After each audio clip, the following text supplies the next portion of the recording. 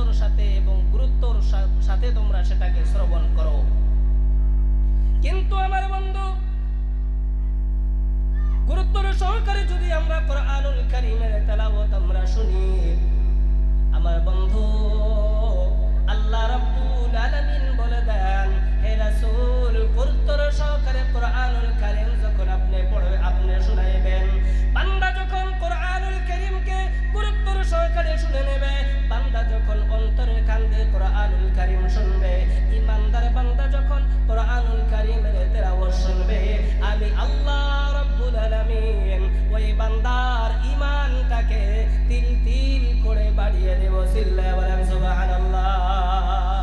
আল্লাহ পাক রব্বুল আলামিন দয়াবান আল্লাহ তাআলা বলেন, ওয়া ইযা তুলিয়াত আলাইহিম আয়াতুহু যাদাতুহুম ঈমানা ওয়া আলা রাব্বিহিম ইয়াতাওয়াক্কালুন।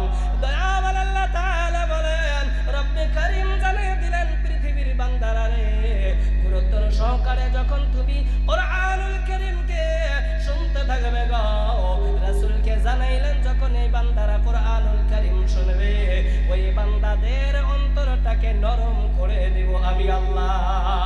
শুধু আমি আল্লাহ তাদের অন্তরটাকে নরম করে ছেড়ে দেব না গো রাসূল, ও তাদের অন্তরের মধ্যে ঈমানটাকে বৃদ্ধি করে দেব আমি আল্লাহ।